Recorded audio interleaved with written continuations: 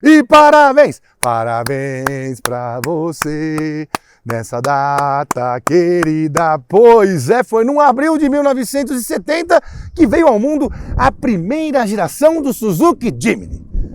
Mas ela não começou em abril de 70. Ó, João, lá vem você com essas incógnitas. Pois é, se você souber que este carro aqui começou sua história na Áustria, acreditaria? Não? Não. Vou te contar essa história depois que você se inscrever. E aliás, já deixe a sua voadora no estilo japonês aí no like, para esse vídeo chegar para mais gente. Mais do que você conhecer o que é a quarta geração do Suzuki Jimny, você vai saber também como ele chegou até aqui. Vamos lá? Vem comigo então, chuchuzinho verde. Povo de Roma, seja muito bem-vindo ao canal A Roda, o lugar onde você entende sim qual carro deve comprar. Eu não vou ficar falando como fosse um professor de karatê muito bravo neste vídeo, porque a impressão é muito boa, sim. Mas vale a menção porque este aqui é o carro japonês mais raiz que você pode comprar em território nacional. Aliás, eu acho que em território mundial nenhum outro carro manteve suas características tão vivas desde que foi lançado. Não técnicas, obviamente, porque tudo evolui, mas o jeitinho que ele é feito e para o que se presta não mudou há 53 anos. Vou te contar também como essa história chegou até aqui ao Brasil, quando chegou e também como que foi atravessar desde a metade dos anos 60 até hoje sendo um sucesso de venda. Sim, mais de 3 milhões de Jimny e seus correspondentes mundo afora já passaram nas mãos de donos quando 0 km. Multiplique aí por 10, 15, porque este carro é inquebrável, ou quase. E veja quanta gente tem história para contar com o pequeníssimo 4x4 que faz muito bonito na cidade e é espetacular na terra. Roda a vinheta aí. Nakajima, Katayama, Suzuki. Teve um Suzuki na Fórmula 1. Delarco-san, vai!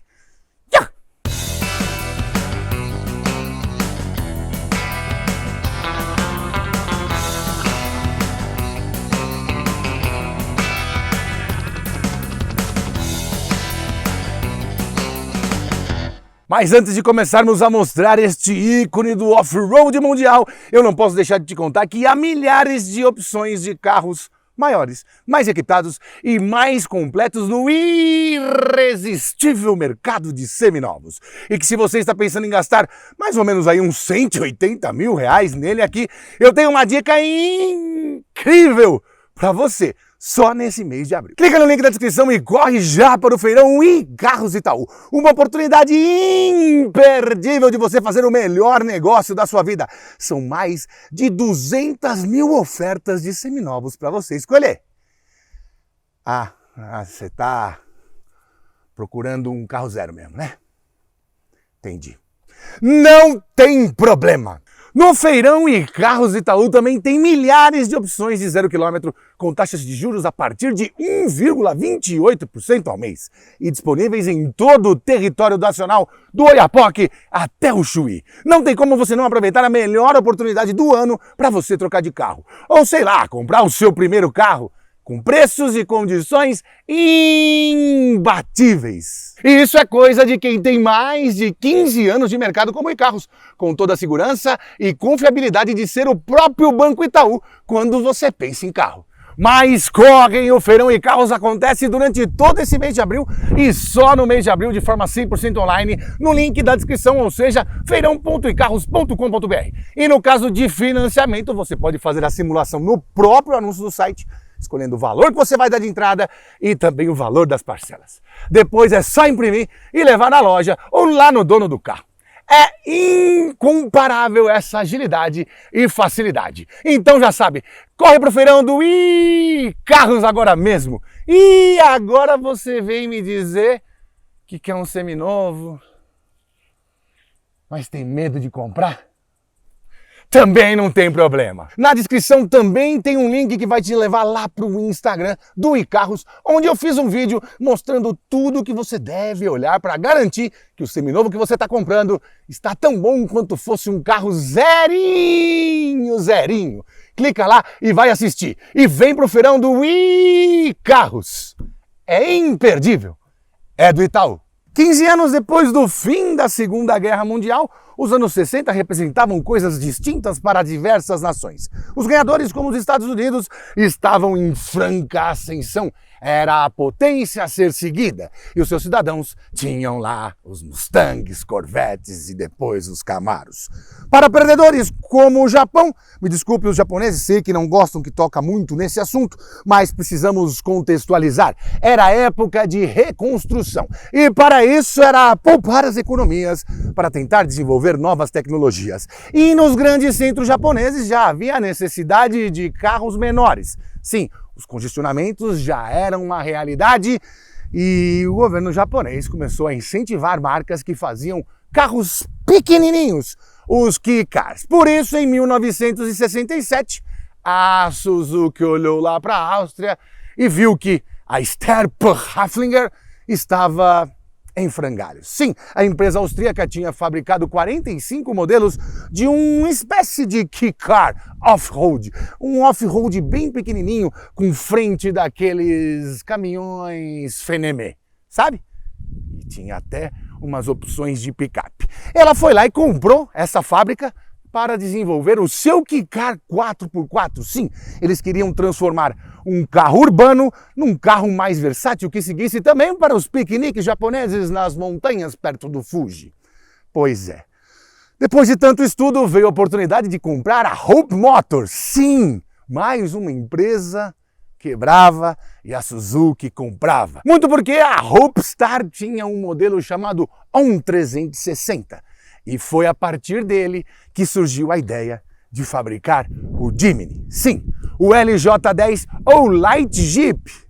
Para você ter ideia do quanto a influência americana ainda bagunçava um pouco a cabeça dos que tinham perdido a guerra. Durou entre 1970 e 1981. E em 1981 ele ganhou uma versão mais robusta, mais bonita e mais charmosa, que chegou aqui em 1991. Como o Suzuki Sidekick.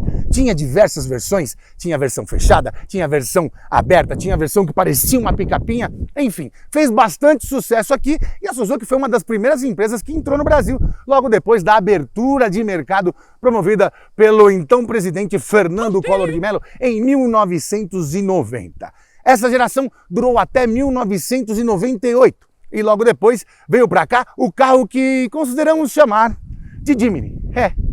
O antigo Jimny. Ele já era conhecido mundo afora como Jimny Sierra, mas aqui chegou só com o nome Jimny e fez a alegria daqueles que já tinham tido um sidekick. Por quê? Ele era menorzinho, mais estreito e ainda mais feroz no off-road.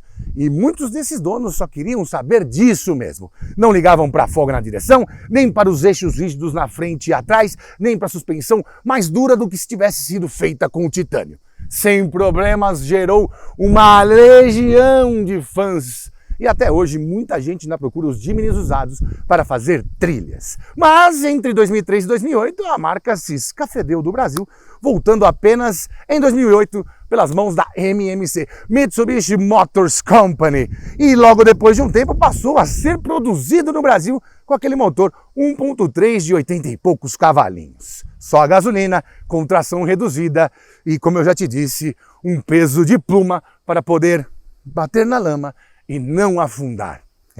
Essa é a tônica. E continuou aqui com o Jimny Sierra lançado em 2019 aqui neste Brasilzão gigante sem porteira. Tem um vídeo do lançamento dele no canal, onde andamos no asfalto, na terra e pudemos comprovar que até que enfim ele ganhou um câmbio de 4 marchas automático. Tudo bem, são só 4 marchas, mas quando eu for andar eu te explico. E agora ele ganhou uma versão 4 portas com um pouco mais de 34 centímetros de entre-eixos para poder levar mais do que 4 pessoas, como é a versão que estamos aqui. Não sabemos se vai chegar no Brasil, porque é feito lá na Índia, e esse carro vem do Japão. Lembrando ainda que o Suzuki Jimny no Japão ainda tem menor tamanho, menos entre-eixos, porque lá ele ainda assim é um Kei-Car. Essa aqui é a versão exportação do Jimny para o resto do mundo. Agora vamos reconhecer o que você tem que reconhecer para entender por que este carro custa mais que um Renegade S ou Trailhawk? À primeira vista, não. Aí você vai dizer, ai João, tem até 2 fendas a menos aqui na frente. O que vale as fendas, filho? Bom, mas ele mantém esse arquétipo histórico, por assim dizer, com faróis redondinhos aqui e as luzinhas de seta na pontinha aqui, dando uma ideia mesmo de que é um retrô futurista.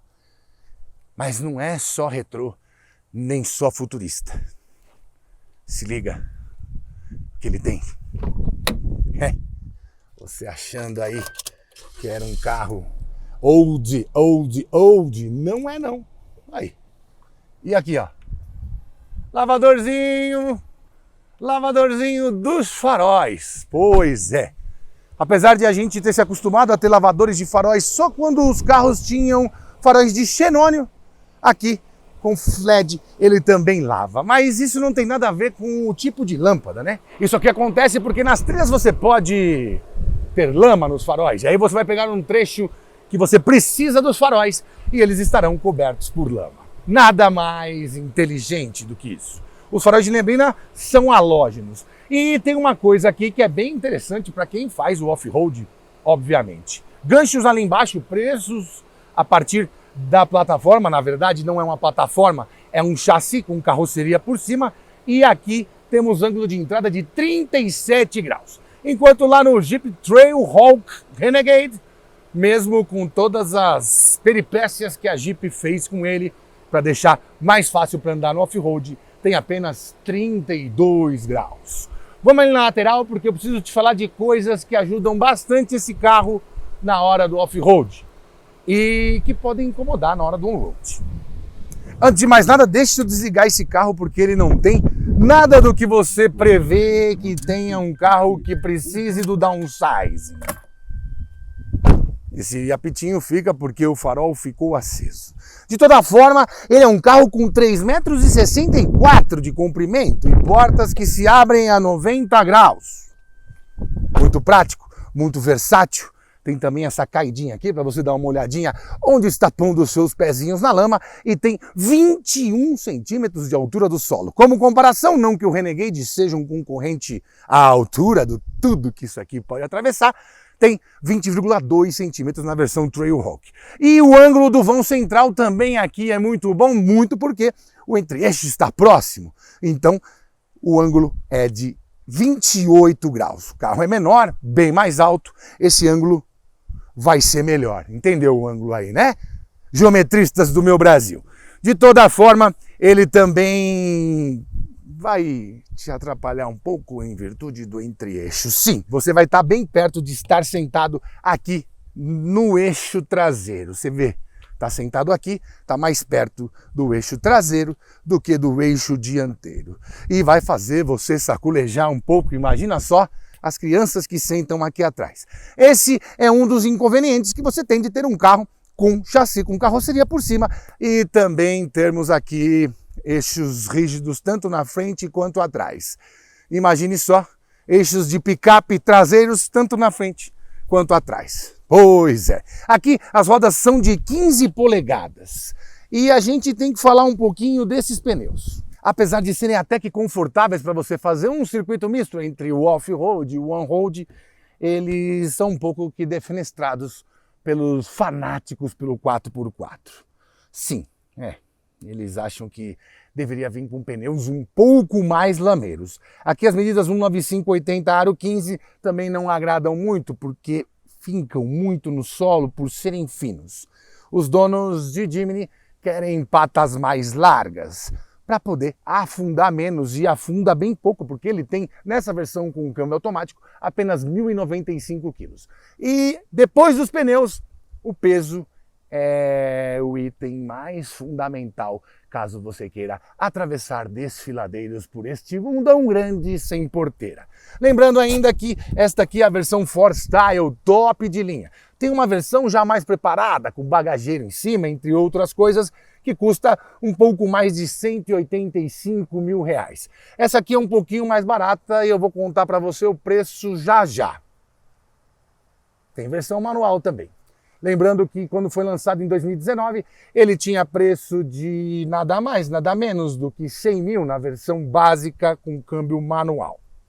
E na automática, 122 mil. A versão básica hoje com câmbio manual custa mais de 160 mil, ou seja, de 2019 para cá, o preço subiu 60%. Oh, meu Deus! Vamos dar uma olhadinha ali na traseira.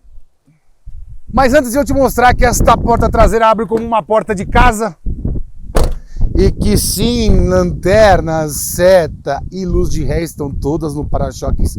Meu Deus do céu, o que pode acontecer? Eu preciso te falar de algumas coisas que são indissociáveis de veículos que prezam pelo off-road. Janelas traseiras não dá nem para bascular. Sim, isso porque tem que estar um pouco mais próximo da carroceria possível para que no caso de lama ou alguma coisa, água que bata, escorra mais facilmente. Aqui, belos e bujudos protetores da carroceria. Você reclamando aí do Fastback e do Pulse. E aqui temos também mais um protetor da parte da carroceria. E vale lembrar também que este carro ele é bem levinho porque tem chapas finas, mas não por isso são frágeis. Segundo a Suzuki, 300 quilos podem ser colocados aqui no teto. Eu ia subir, mas achei que poderia passar um pouco de vergonha. Vai que amassa esse teto e esse carro custa mais de 180 mil. Aliás, daqui a pouco eu vou te contar também quais são os preços de revisão de 0 até 100 mil quilômetros do Jimny. Agora eu quero te mostrar uma coisa que, em comparação com o Renegade, vai deixar você maluco, roendo a unha. Vem aqui ver. Que estão formas quadradíssimas. E amortecedorzinho na porta. E eles dizem que este espacinho aqui tem 85 litros de capacidade. Você imagina que aqui tem 500 ml, certo? Você imagina que 170 dessas garrafinhas cabem aí? Olha isso aqui. 170 dessas, até a altura do vidro.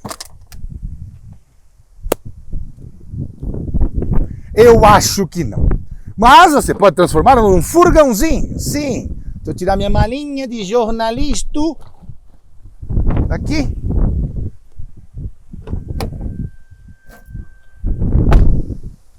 E aqui você vai ter 377 litros. E é interessante ver que a parte de trás aqui da cobertura, aqui do encosto, é a mesma do, entre aspas, chão do Jimny. E aqui ainda tem, ó, um espacinho. Não cabe, cabe umas 8 aqui. 8 no máximo. 8. Isso aqui caiu da onde, gente? Isso aqui caiu da onde?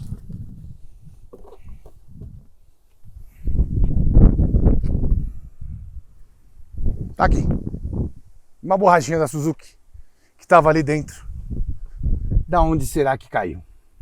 Bom, de toda forma, você pode levar, sei lá, alguma coisinha aqui. É isso. Vou deixar minha água aqui? Não, vou deixar ali.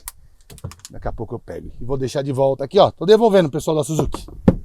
Bom, se você encher como um furgão mesmo, algo que não é permitido pela lei brasileira, você vai ter pouco mais de 870 litros. E sim, este step está aqui por comodidade, porque é muito difícil e muito chato você estar no meio da trilha e ter que tirar o step ou de baixo ou do porta-malas. Dependendo da situação que você está, é muito mais fácil você tirar daqui. Mas é um perigo roubarem essa roda, gente. Estamos no Brasil, né? E não tem nenhuma porca de segurança aqui. Meu Deus. Bom, sempre lembrando que ele vai vir escrito Suzuki desse lado, Jimny em cima, embaixo Sierra em cima e All Grip nesta versão completona com câmbio automático e tração nas 4 rodas. Agora vamos aqui na frente falar de desempenho, porque isso que pega muito na veia de quem acha que esse carro vai ser para o seu dia a dia e você usa 99,3% na cidade. Para os fanáticos por técnica, saibam que sim, Temos molas, não feixes de molas no elemento elástico aqui dos eixos rígidos, tanto na frente quanto atrás. Os retrovisores são bem grandes e os freios traseiros são a tambor. Muito por quê? Por quê, João? Por quê? Por quê? Por quê? Porque na trilha é melhor você ter o tambor para não correr o risco da pinça do freio bater em alguma coisa. Isso é algo básico entre os trilheiros. Ai, tá dando uma polêmica esse negócio de disco de freio e tambor. Mais ou menos como os cientistas da pandemia, os especialistas em direito do caso Matsunaga, os especialistas de futebol da Copa do Mundo. Andem nos carros e tirem as suas conclusões. Estamos aqui para ajudá-los. Pois bem, aqui temos o K15B. Sim, não é um motor, vamos dizer assim, muito tecnológico, mas é pau para toda obra e montado longitudinalmente, como era os Volkswagen Gol antes do Gol G5. É, longitudinalmente. Igual o V6 e V8. É, igual os Audi. É, igual os BMW. Também. Bom, ele gera 108 cavalos e é apenas com gasolina. Não tem flex. Tem isso também, né? Não precisa ser flex. Precisa? É. Todo lugar tem etanol aqui, mas esse carro é mundial. Enfim, e são 14,1 kgfm de torque a 4.000 RPM. O câmbio é um 4 marchas, como eu te disse, com função overdrive para a quarta marcha, mas você pode cancelar essa função caso você precise de mais tração.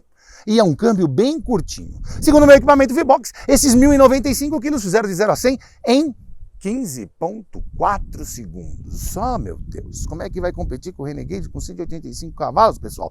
Mas o negócio dele não é asfalto, é porque ele tem uma tração reduzida e esses 14 de torque viram 28 de torque para um carro de 1.095 kg ou 450 kg a menos do que um Renegade 4x4 com 1.3 turbo. Pois é, meu amigo, aqui você está pagando para chegar até a trilha e sair dela sem sujar os sapatos. Em consumo? Pois bem, com um câmbio curtinho, eu achei que ele seria pior. Cadê? Onde é que vai pôr isso aqui? É aqui? Aqui. Eu achei que ele seria pior na estrada, mas não foi mal não. Ele fez 16 km por litro de gasolina na estrada e na cidade chegou a 8,7. Um número não muito razoável, ainda mais considerando que você só tem um tanque de 40 litrinhos. É, 300 km só, 300 e pouquinho. Mas tudo bem, aqui é para se aventurar. Vamos dar uma olhadinha lá dentro para ver como todo mundo que se aventura com o Jimny vai poder se acomodar. É difícil, mas não é muito. Parece pior. É treta, não? É treta? Mais ou menos, né? É treta, não é treta? É treta, não é treta? E aí, aqui pra cá, assim, isso. Vamos lá? Vamos lá.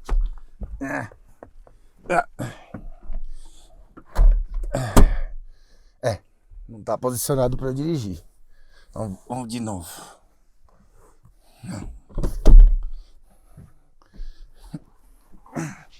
Ai, que fácil. Ai.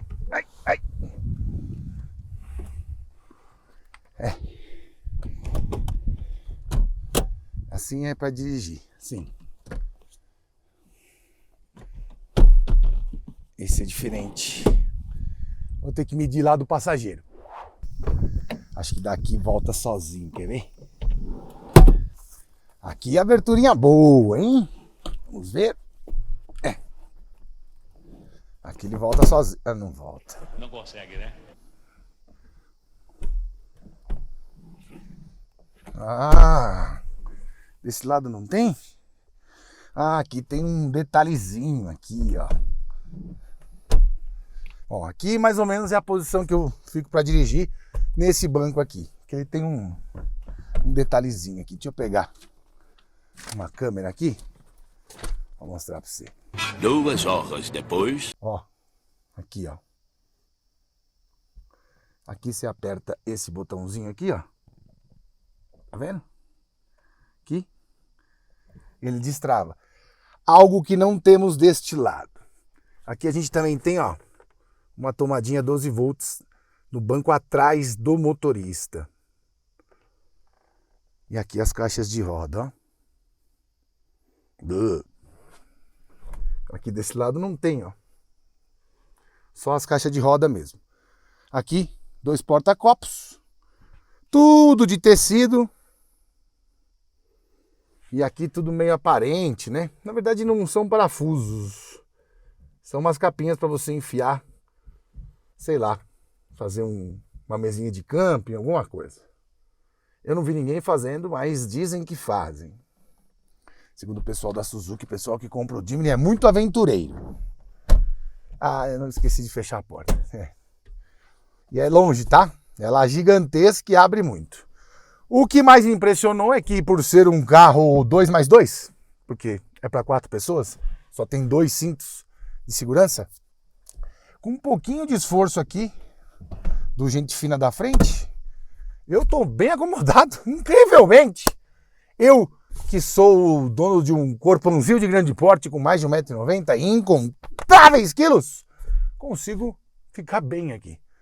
Tem espaço pro teto, é bom, boa vontade da pessoa aqui, e até para eu dirigir aqui, vou te falar, impressionante, cara. Não imaginei que ia ter espaço assim. Tudo em detrimento do porta-malas também, não é mesmo? PQP tá aqui, tem outro PQP ali e tem outro ali para o passageiro. Só que essa lata mostra que tá raiz demais, né? 180 e lá vai pedrada. No final eu vou te falar o preço certinho. Mas para competir com o Renegade, na versão S ou na Trailhawk, aqui, um coisa de cabeça, que pode sair e ser usado como arma contra onças na trilha, temos. E qualquer chacoalhadinho o carro balança, ó. Ele tem que ter esse molejo mesmo, porque foi feito para aguentar pancada lá fora e se não tiver esse molejo, quebra, né? Interessante, interessante. O túnel central aqui é alto porque ele é majoritariamente tração traseira quando está em 4x2. Por isso tem que ter esse túnel central alto aqui.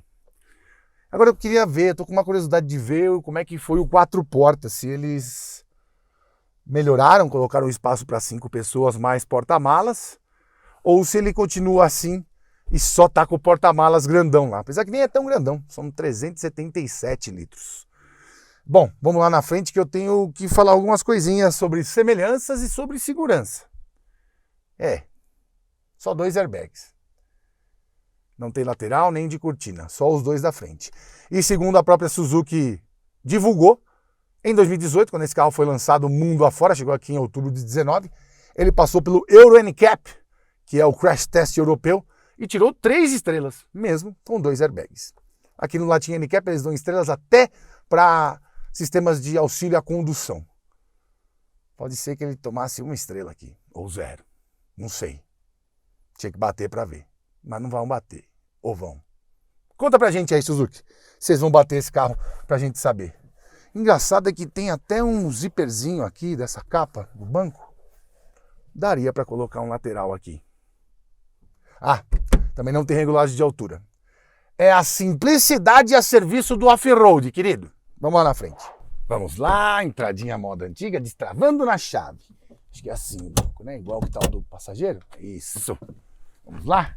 Eita, que portona, hein? Aliás, que área envidraçada espetacular. Ah, a chavinha aqui, ó. Chavinha bem a moda antiga também. Girou aqui, destravou o volante. E estamos aqui num carro mais raiz impossível, hein? Essa unidade aqui já passou dos 23 mil quilômetros e tá um pitel. Bom, agora temos aqui a tecnologia a nosso favor. Vamos mostrar para você. Deixa eu pegar aqui para minha digital. Agora a tecnologia tá com nós, papai. Deixa eu deixar aqui numa grande angular para você ver melhor. Pois bem, aqui por dentro você não terá os benefícios dos plásticos recobertos. Aqui só com um detalhezinho meio rugoso aqui, né? Nada demais. Aqui por cima também nada de revestimento. Tudo plasticão mesmo. E aqui nas portas, obviamente, o mesmo caminho, né? Nada. Nem tecidinho nas portas, nada. Muito porque se tiver muita coisa aqui na porta também, vai acabar molhando quando você passar numa trilha. Surpreendentemente, temos ar-condicionado digital e o comando dos vidros elétricos são aqui. Esse aqui é automático na descida, mas fica faltando um tequinho aqui. E também, de novo, vamos lá, cadê? Aqui, na subida. Retrovisores gigantes, ótimo para o off-road. E se você quiser rebater, é na mão, como se faz com carros realmente bons. E desse lado para você dar uma olhadinha na porta. Aqui tem uma alça de segurança, como havia nos Fuscas. Mais ou menos, né? O Fusca era pequenininha, meio aqui assim, né? Aqui as saídas de ar daqui do meio não conversam com essas da lateral. Essas da lateral muito parecidas com outros carros nacionais. Painel de instrumentos. Sabe o que me lembrou? Nossa, caiu uma pinha aqui no carro. Sabe o que me lembrou? Do Camaro, velho. Primeira geração do Camaro que veio pro Brasil. O Bumblebee. É isso? Acho que era isso. 2 instrumentos bem separados e o digitalzinho aqui no meio. Obviamente só me lembrou, né? Não a construção, mas a disposição parece mesmo. Volantinho bem bacana, parece até de um Suzuki Swift. Bem bacaninha, esportivinho. E quando eu for andar, você vai ver que ele tem uma folguinha aqui, mesmo sendo uma direção elétrica. Aliás, a direção elétrica que só entrou nesta geração. Na terceira geração que tínhamos antes, não tinha direção elétrica. Central multimídia JBL. Só tem comandos aqui, ó. Quer aumentar, baixar o volume? Vou pôr uma rádio bacana aqui. Notícias, vamos ver. O Zaidan. Ó. Não é muito bom o som, não. Aliás, eu não entendi nada, porque o sistema é JBL e os falantes são feitos pela Suzuki. Por que não pôs já tudo JBL, pessoal? JBL, marca reconhecidamente boa internacionalmente. Se eu não estiver enganado, quando você vai na Disney, é tudo JBL. O som, as paradas, tudo que você vê lá é JBL. Aqui temos os comandos do piloto automático, na verdade, controlador de velocidade de cruzeiro, e aqui os modes para você mexer na central multimídia aqui. Tudo bem simples, né, pessoal? Aqui tá o botãozinho da lavagem dos faróis e aqui regulagem de altura dos faróis. O farol também tem farol alto automático, farol alto não, né? Farol automático, não farol alto. E por aqui você aciona os faróis de neblina. Câmbio automático de 4 marchas, tem a função low, que vai deixar, isso aqui é bem importante quando você tiver em caixa reduzida. Aqui só até segunda marcha e o drive até quarta marcha. Se você apertar esse botãozinho do lado, ele vai parar em terceira marcha. É o overdrive off, que aparece ali no painel. Deixa eu aumentar aqui para você ver. Aqui, ó, OD off. Certo? Volantinho com costuras em couro. Volantinho de couro com costuras. E aqui, bancos 100% de tecido. Não entendi também por que esse carro vem com um carpete no revestimento. Se é um carro para fazer trilhas, entre outras coisas, enfim. Tem uma versão, como eu já te disse, uma versão um pouquinho mais cara, melhor equipada, que vem com snorkel, bagageiro no teto também, que custa 185 mil. Entre lá no Suzuki.com, Suzuki Carros, é isso? Enfim, o site da Suzuki que você vê todas as versões disponíveis do carro. A For You e a For Style. Gostou? Achou simplão? Eu também achei. Outra coisa importante que esse carro tem é o botãozinho aqui para Downhill Assist Control, ou assistência de controle de descida. Somente se você tiver num off-road pesado, as descidas às vezes é melhor você controlar eletronicamente. All grip, como dizem.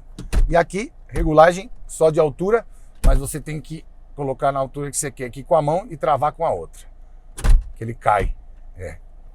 E não tem regulagem de distância. Outra coisa que eu senti falta foi da regulagem de altura do banco. Apesar de ele não ser... Então, na verdade ele é alto. Mas como o teto é alto, não fica assim tão altão, né? Luzinha de leitura aqui, tem uma luzinha de leitura ali atrás também. E isso aqui são imitações de parafusos, né? Não são parafusos propriamente ditos. Aqui são umas capinhas assim.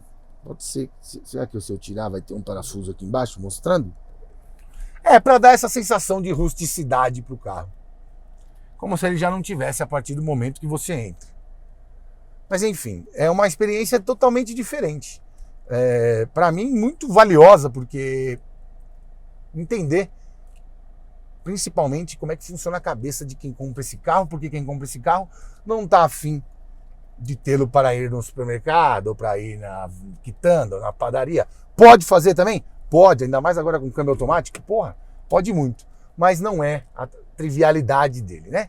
Coisas triviais não são triviais aqui. Aqui é para você pegar a estrada, um trechinho e cair para a lama. Sempre se lembrando de que vá de tanque cheio. 40 litros, dependendo da trilha, se for muito longa. A gente fez uma trilha longa no lançamento desse carro, vou explicar no caminho. Bom, ele também tem limpadores bem pequenininhos, parece ter de Fusca.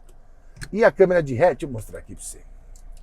A câmera de ré do carro fica posicionada em cima, ali no... onde seria o aerofólio, vai? E a imagem que você tem é de cima, ó. Como ela é meio grande angular, fica uma imagem um pouco distorcida. Você precisa dessas linhas mesmo para entender se vai bater ou não. E eu não sei se essa coisa do step na traseira, como é que fica a questão da segurança. Se toma uma pancada ali, como é que fica pro carro que toma uma pancada, né? É uma coisa diferente. Opa! Pois não.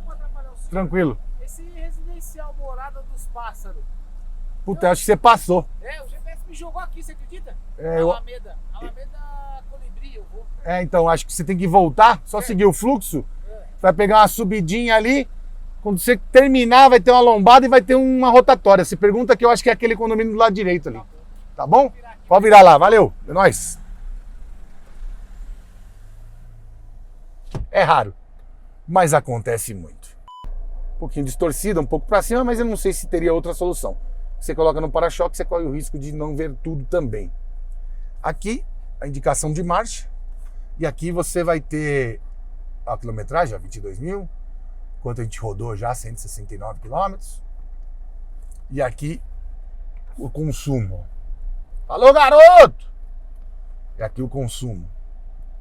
9,6 de média, hoje, né? Bastante de cidade, bastante de estrada. E 107 quilômetros até o abastecimento. Estamos com... entramos no meio tanque já faz um tempinho, mas como estamos muito tempo ligado aqui, ele também mostra uma coisa que não pode não ser... Ele não vai fazer só 214 quilômetros com tanque. Faz mais. Aliás, vamos dar uma voltinha, vamos começar pela estrada, que é um momento mais difícil, por assim dizer, do carro. Ele não é muito feito para rodar grandes distâncias em estrada. Até por isso ele tem só esses porta-garrafas aqui. E não dá para você guardar muita coisa. Aliás, o porta-objetos aqui do lado, mal cabe o vermelhão. Bom, aqui você também pode desligar o ar-condicionado, mudar os modos de como ele vai mandar o ar. Aqui você aumenta e diminui a temperatura e aqui você aumenta e diminui também a ventilação. Estando apresentados, lembrando sempre que não há retrovisor eletrocrômico, vamos pegar a estrada. Bom, já estou aqui na rodovia Castelo Branco com meus cintinhos de segurança, que este sim salva vidas. E aqui tem que usar, porque só tem 2 airbags. É brincadeira? Não, mas é verdade. 2 airbags só, tinha que ter 4, 6. Por que não? Mas antes de andarmos, eu preciso te contar como que você se movimenta aqui. Aqui estamos, deixa eu pegar aqui, nosso tecnológico gimbal. Deixa eu te mostrar aqui embaixo, ó. Temos mais uma alavanca, mas não é de câmbio, obviamente. Aqui estamos na tração 2H, que é apenas tração traseira. Aqui podemos pôr na tração 4H, que é tração 4x4 para andar em velocidades mais altas. Já vai aparecer aqui no painel um simbolinho. E se você quiser colocar na reduzida, você coloca em neutro, apertou aqui e coloca em 4x4 com reduzida. Entendeu? 4x4 alta, 4x2 e voltamos aqui à nossa condição normal. 4x4 alta para você usar geralmente em cascalho, pedra ou terrenos enlamaçados que não necessitam assim de tanta força para o deslocamento. E o 4x4 low, baixa, é a reduzida que vai fazer você subir paredes. Estando conversados, vamos deixar o nosso gimbal aqui. Muito bem. E vamos tocar aqui na estrada. Bom, sempre lembrando, quando você está com carros mais lentos, você tem que tomar bastante cuidado para entrar na via. Vá pegando velocidade no acostamento. E aí, dando uma brechinha, você entra. Primeira coisa que eu percebi foi essa invasão de ruído na cabine quando você está em rotações mais altas, que é o que você deve fazer quando sai de zero para entrar numa estrada onde a velocidade é 100 km por hora, 110 ou 120. É normal, porque, enfim, esse carro feito para ser um pouco mais leve, não que as chapas sejam menos rígidas, mas a reverberação é maior quando você tem uma parede mais fina, né? Você que mora em prédios que tem drywall mais fininhos, ou até mais largos, mas a parede ali, né, aquela coisa oca, a parede seca, você já deve ter percebido que dá para ouvir quando o vizinho vai namorar um pouco mais forte.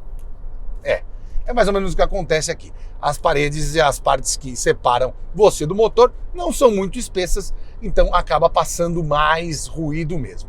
Bom, aqui eu estou chegando aos 5 km por hora e a rotação está em 3.000 RPM. Não é o mais normal, mas eu entendo porque esse carro tem pouca potência e pouco torque, então é natural que o câmbio, mesmo sendo de 4 marchas, seja um pouco mais curto. E nessa quarta marcha, apesar da terceira e a quarta serem mais longas, essa quarta marcha também é curta e você pode não utilizá-la apertando esse botão Overdrive Off e ele vai ficar em terceira marcha e vai destruir o seu consumo de combustível, porque você vai estar a 100 km por hora a 4.250 RPM. Então na estrada, deixe sempre nesta marcha drive e em quarta marcha. Não tem trocas ao volante, nem por botões, nem pela alavanca, e o carro, enfim, é um carro para você, em situação de estrada, andar a 100, 110 km por hora. Acima disso, o seu consumo vai para a cucuia.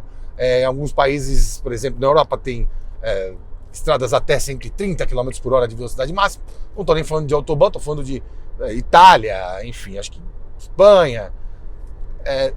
Aqui é no máximo 120. 120 aqui você já sente um pouquinho. Aliás, acima dos 110, 120 km por hora, você já percebe a profusão não, a incidência de vento um pouco mais presente nos seus ouvidos e também no carro. Você percebe que ele é um pouco mais sensível a ventos laterais. Isso porque casca muito quadrada, não tem cantos arredondados, a aerodinâmica aqui não é o forte e isso vai acabar influenciando um pouco nessa condição de aerodinâmica de arrasto, né? O coeficiente aerodinâmico aqui acima do 0,30. Suspensão. Peguei um trecho de concreto aqui agora. Se eu falar que eu tô confortável, eu vou estar emitindo ou omitindo verdades. Não é confortável, óbvio, se você andar num Renegade, por exemplo, que é o foco de comparação em virtude do preço. Esse carro aqui custa pouco mais de 184 mil, o Renegade custa 177, você vai se sentir mais confortável lá. No entanto, eu acredito que quem faz o test drive desse carro, e geralmente o test drive desse carro é em condições urbanas, se ele se apeteceu com o que o carro já entrega em asfalto, passando por buracos ou valetas, quando ele chega na estrada, ele não vai se surpreender. É bem difícil alguém que reclame das condições desse carro em estrada, a não ser pelo ruído que sai do motor ou por esse ruído do vento. E você ouve mesmo. Mas a condição de dirigir não abala. Ele também não é um expert em curvas, obviamente, só para você ver onde é que está o centro de gravidade do carro, aqui em cima, né? Só para você ter ideia, o ângulo de 28 graus é um ângulo gigantesco, até para outros SUVs off-roaders e até para o G-Wagen, o G-Wagen, que muita gente diz parecer com esse carro aqui, não tem este ângulo, porque tem carroceria muito grande e entre eixos também um pouco maior.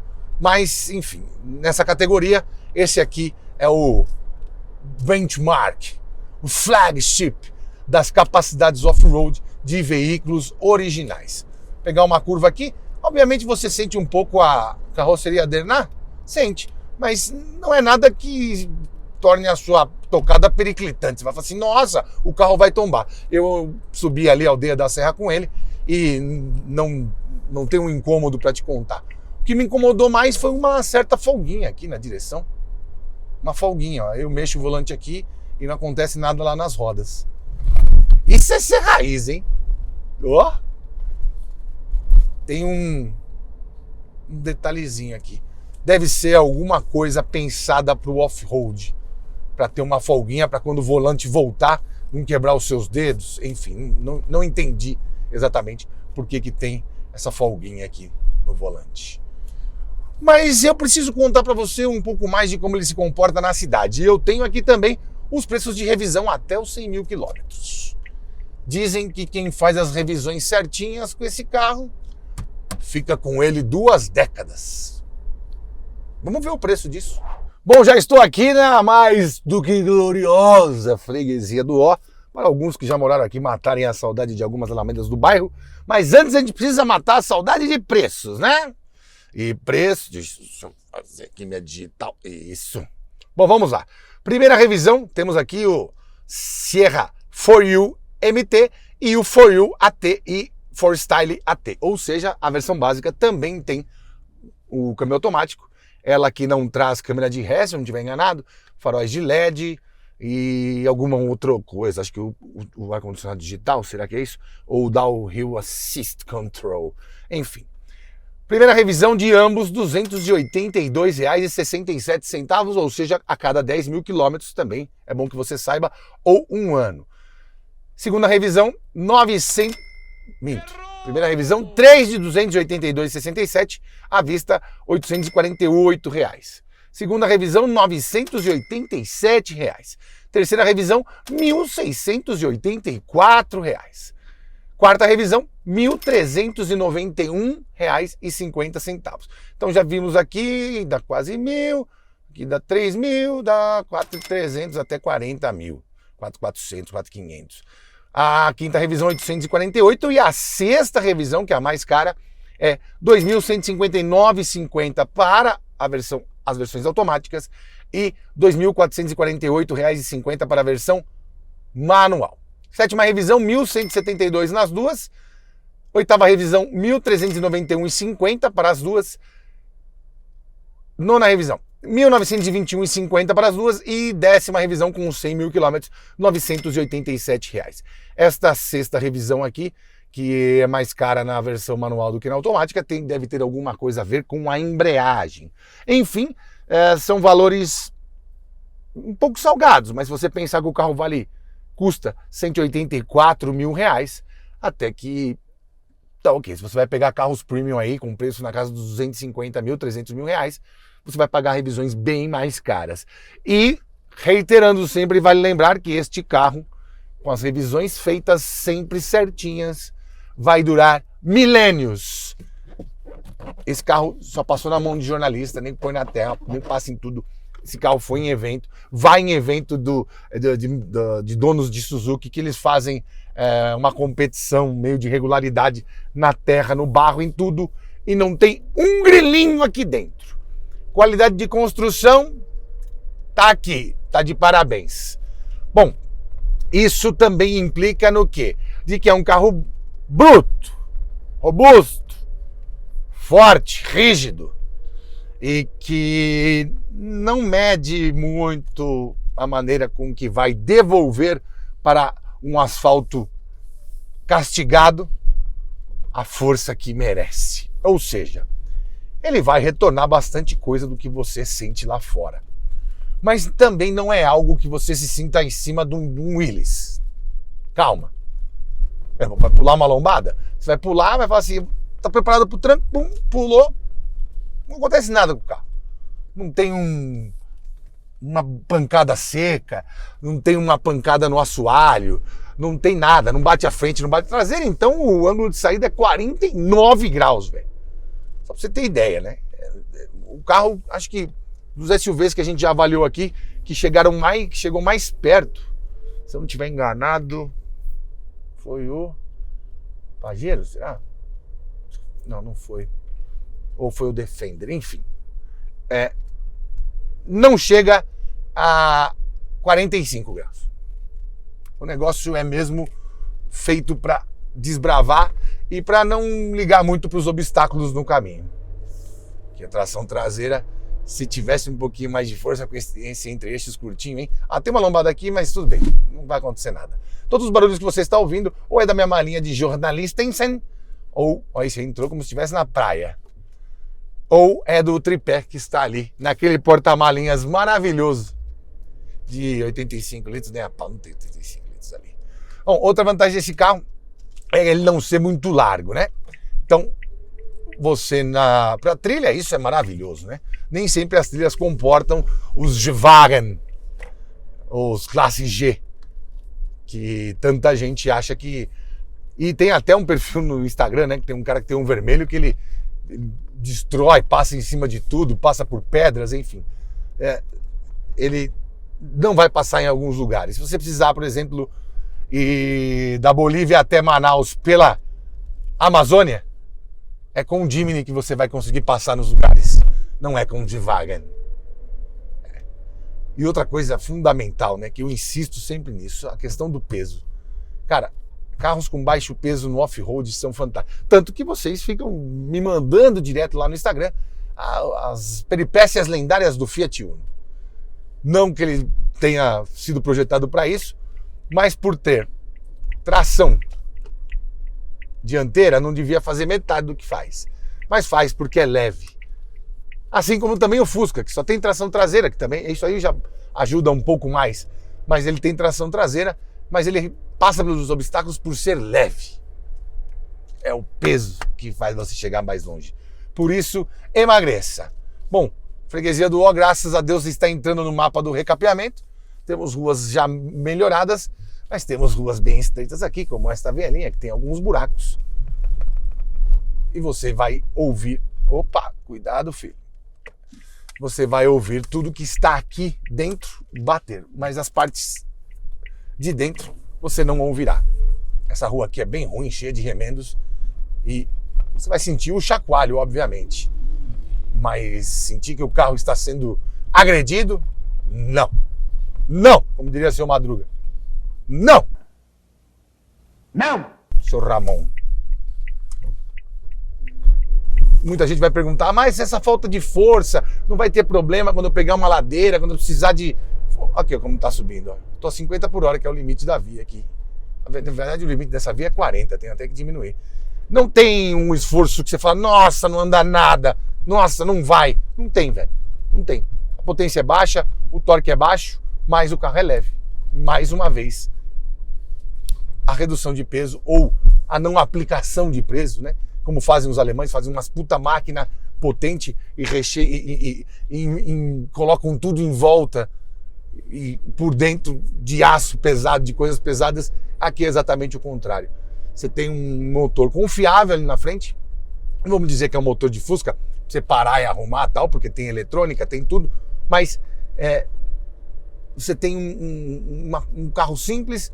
O câmbio automático não é simples? Não é simples, óbvio. Você não vai quebrar e vai conseguir arrumar no meio da mata. Mas é uma simplicidade que vai evitar quebras. E é aquela coisa que o mecânico sempre diz. Quanto menos peça, menos chance de quebrar alguma peça.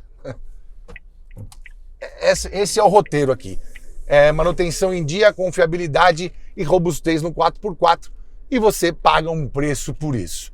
Mas será que esse preço não está um pouco acima do que deveria? Será que a gente não paga um pouco por essa operação ser pequena? Por vender pouco? Por ter poucos carros? Enfim. Entra no site da Suzuki e hoje em dia só tem mesmo o Jimny para vender. Bom, eu vou voltar lá e a gente vai fazer essa comparação, porque evidentemente esse carro não é tão confortável quanto o Renegade, não anda tanto quanto o Renegade, nem tem tantos equipamentos quanto o Renegade. Aliás, você está andando aqui num carro que tem o mesmo nível de equipamento de carro de 2012. Mas é isso que quem compra quer? É para isso que você tem que ter um Jimny? E o preço?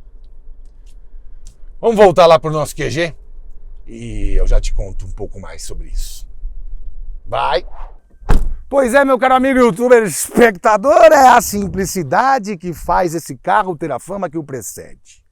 Mas a gente não pode deixar de falar do seu, do meu, do nosso bolso. Ele é R$6.000 mais caro do que um Renegade Trailhawk, que leva 5 pessoas, tem porta-malas, entre outras coisas, mas não vai parar numa rampa de shopping. Brincadeiras à parte, a gente sabe que o Renegade Trailhawk também não para. Isso acontecia com aquele 1.8 lá e tal. Mas de toda forma, R$184.000 me parece um pouco demais, porque não tem tantas coisas assim tecnológicas, assistências, um sonzinho decente, enfim, LEDs no farol de lembreira, 2 airbags só. Né? Mas esse carro é legal justamente por causa disso. Esse aqui é o último projeto raiz que a gente consegue comprar até hoje em dia. Tanto que a versão anterior, com motor 1.3, não passou pelo Procon VL7 e foi descontinuada em 2021. E aqui a gente já conseguiu pelo menos até o Procon VL7. E a próxima geração, se for lançada aqui, o 4 portas, por exemplo, vai ter que passar pelo Procon L8. De toda forma, eu fui pesquisar quanto esse carro custa lá na Europa. E na Alemanha ele custa 27.000 euros. É 10.000 euros mais barato que um Renegade S. Tudo bem, um Renegade lá é híbrido, entre outras coisas, mas lá o Renegade custa 37 mil dólares. Ou melhor, 37.000 euros. De toda forma, este carro serve para que você ande na cidade sem muito conforto, mas chegue na estrada de terra e vá até onde nenhum outro carro por esse preço chegaria. E por isso, ele custa tanto assim. E com esta bomba,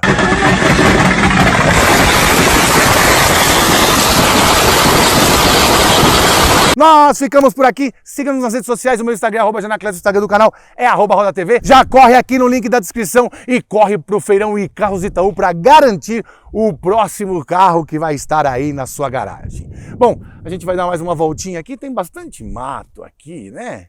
Vamos pelo mato hoje. Vamos. Não vamos, não. Eu gostei de andar com ele na cidade. Quem vai atrás não gosta muito. Quem vai do lado também vai chacoalhando. Mas eu gostei. Eu teria. Se ele custasse R$110.000. Tchau. Parabéns pra você. 3, 2, 1, valendo. E parabéns pra você. Nessa data querida, pois é, abril, 3, 2, 1, valendo. 3, 2, 1, valendo. Mais tecnicamente pronto para devastar não, desbravar.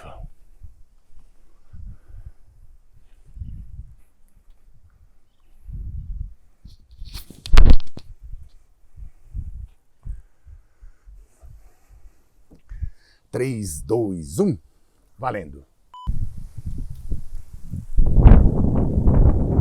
Vai chover pra caralho, hein? Ó. Legal pra caralho esse vento. Som melhor que esse... Vamos lá, essa...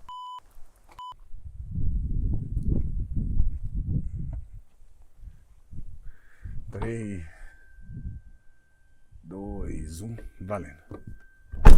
Pois é, meu caro amigo youtuber espectador, este carro...